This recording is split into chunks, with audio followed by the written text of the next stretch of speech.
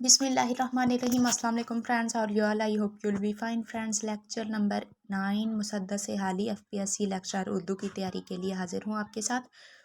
कल मैंने पढ़ा था हुआ उंगलस उससे गुलजार यकसर, ये वाला बंद मैंने कंप्लीट किया था और फिर आगे स्किप कर दिया था। आगे हम कंटिन्यू करते हैं। हुवैदा है गरनाता से शान उनकी, शौकत उनकी, यहाँ है बेलंसिया से कुदरत उनकी। बतलियूस को याद है अजमत उनकी, टपकती है कादिस में सरे हसरत उनकी। नसीब उनका अशबीलिया में है सोता, शबो रोज़ है कुर्तबा उन पे रोता, उनको रोता। अच्छा, हुवैदा यानी ज़ाहिर होना। हुवैदा है गरनाता से शानो शौकत उनकी। मैंने कल भी बताया था आप लोगों को, गरनाता एक तारीखी शहर था, हिस्पानिया के जनूब में वाक़ है ये गरनाता, जिसका महल था अलहमरा के नाम से। मुसलमानों ने काफ़ी अरसा उस इलाके पे, उस शहर पे हुकूमत की थी। हुवैदा के माना है ज़ाहिर होना, अयां होना। हुवैदा है गरनाता से, यानी गरनाता में मुसलमानों ने बड़ी शान से सल्तनत संभाली थी, इसलिए मुसलमानों की शान व शौकत गरनाता से अयां होती है, ज़ाहिर होती है। अयां है बलंसिया से कुदरत उनकी। बलंसिया हिस्पानिया का सूबा है जहाँ मुसलमानों ने काफ़ी अरसा हुकूमत की। बतलियूस को याद है अज़मत उनकी। बतलियूस दूसरी सदी ईस्वी का ये यूनानी माहिर फल्कियात था, बड़ा ही मशहूर। बतलियूस नहीं है, यहाँ थोड़ी सी टाइपिंग मिस्टेक है, बतलीमूस था उसका नाम, पूरा उसका सही नाम था बतलीमूस।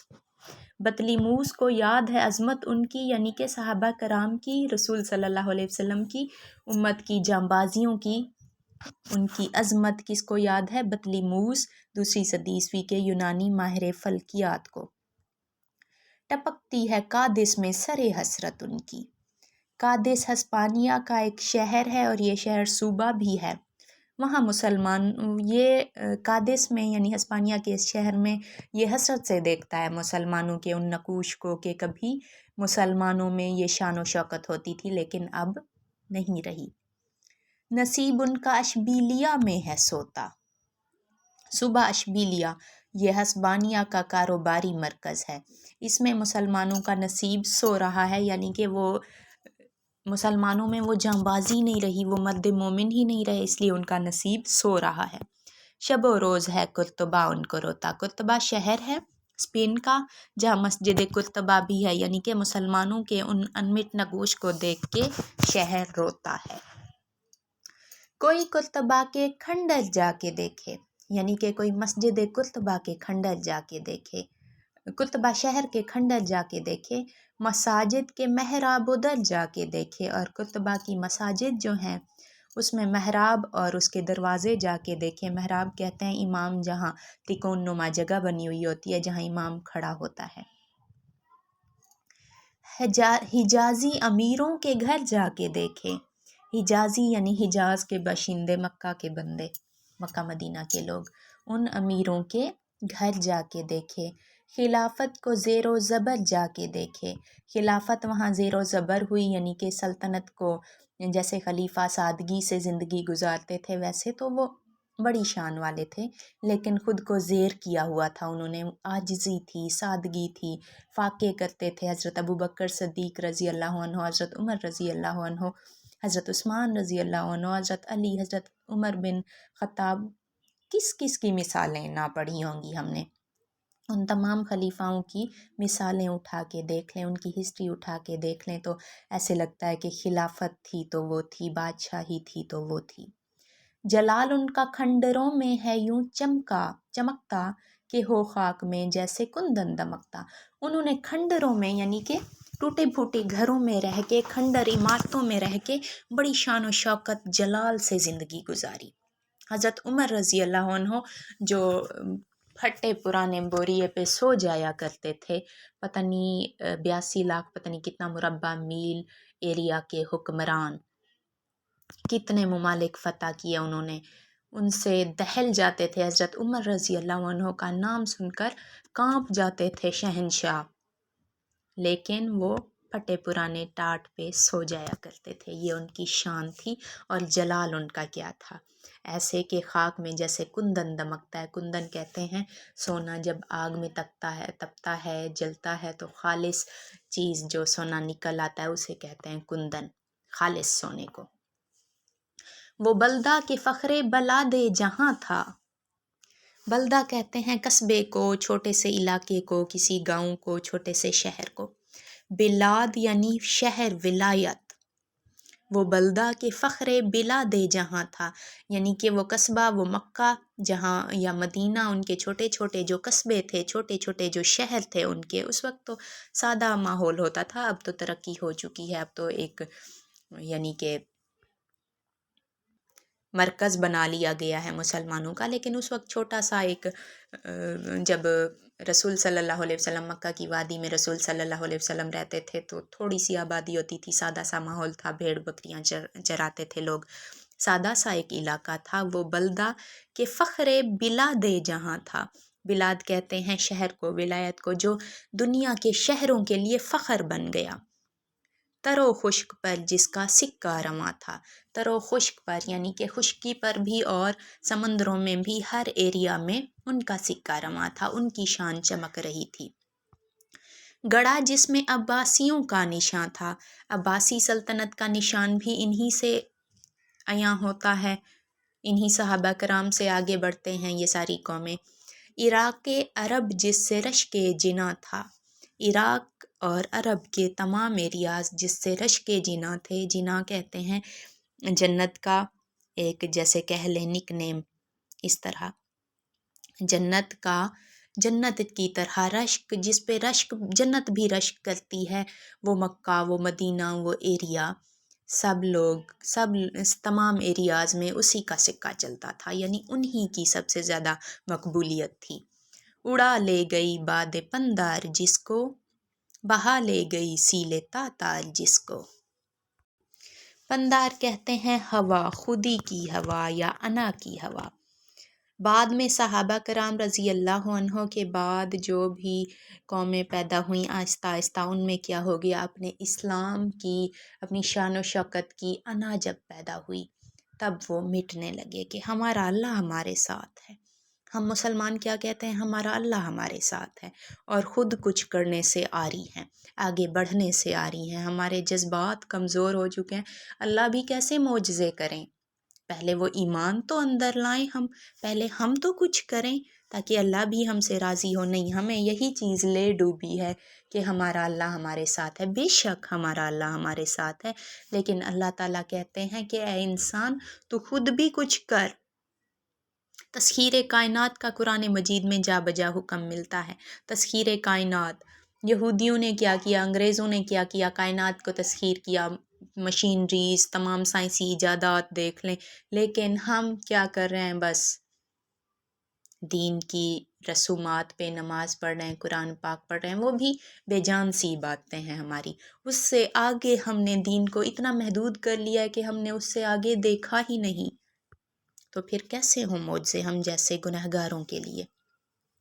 وہ شان تھی، وہ آن بان تھی اولیاء کرام کی، اللہ کے انبیاء کی، صحابہ کرام کی، اور معجزے بھی انہی کے لیے ہوتے تھے۔ بہا لے گئی سیل تاتار جس کو، تاتاری لوگ تھے جو، ان کا ریلا ان لوگوں کو، ان مسلمانوں کو بہا لے گیا اور خلافت عثمانیہ کے ٹکڑے ٹکڑے ہو گئے۔ نیکسٹ ہے ہمارے پاس، سنے گوش عبرت سے گر جا کے انسان، سنے گوش عبرت یعنی عبرت کے کانوں سے سننا، گر جا کے انسان، تو وہاں ذرہ ذرہ یہ کرتا ہے اعلان، یعنی تو ذرا ذرا وہاں جا کے اعلان کرتا ہے کہ تھا جن دنوں مہر اسلام تاباں، کہ جن دنوں جس زمانے میں اسلام کا سورج روشن تھا، ہوا یہاں کی تھی زندگی بخش دوراں، اور اس وقت کی جو ہوا چلتی تھی وہ زندگی کو پرسکون کرتی تھی جب اسلام کا دورہ ہوتا تھا۔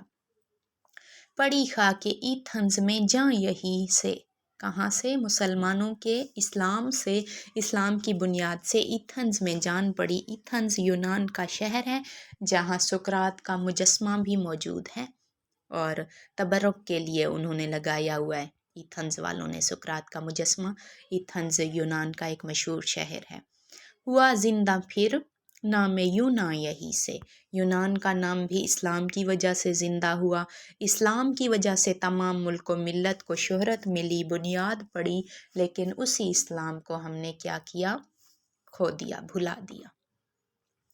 وہ لقمان و سقراط کے دزم کنوں، وہ اسرار بکرات و درس فلاطوں، ارسطو کی تعلیم سولن کے قانون، پڑے تھے کسی قبر کہنا میں مدفون، یہیں آ کے مہر سکوت ان کی ٹوٹی، اسی باغ رانا سے بو ان کی پھوٹی۔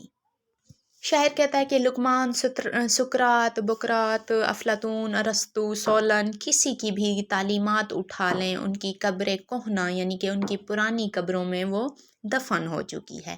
یہیں آ کے مہر سکوت، خاموشی کی سکوت ٹوٹ جاتی ہے کہ اسلام پھر سے نئے سرے سے انسان میں ایک نیا جذبہ پیدا کر دیتا ہے۔ اسی باغ رانا، اسی رانا کا مطلب ہوتا ہے خوشنما، خوبصورت دکھنے والے باغ، یعنی اسلام کے باغ سے بو ان کی پھوٹی، ساری تعلیمات سر پکڑتی ہیں۔ اچھا جی، بکرات تھا یونانی سائنسدان، اور یہ ماہر طباعت میں بھی ماہر تھا، یعنی ماہر طبیب تھا، لیکن یہ حکمت کی میڈیسنز وغیرہ نہیں دیتا تھا، یہ سائنسی علاج میں ماہر تھا۔ سولن تھا بھارت کا ایک ضلع، اور رانا کا تو میں نے بتا دیا۔ نیکسٹ ہے ہمارے پاس، یہ تھا علم پرواں توجہ کا عالم، کہ ہو جیسے مجروح جویائے مرہم، کسی طرح پیاس ان کی ہوتی نہ تھی کم، بجھاتا تھا آگ ان کی بارانہ شبنم، حریم خلافت میں اونٹوں پہ لد کر چلے آتے تھے مصر و یونان کے دفتر۔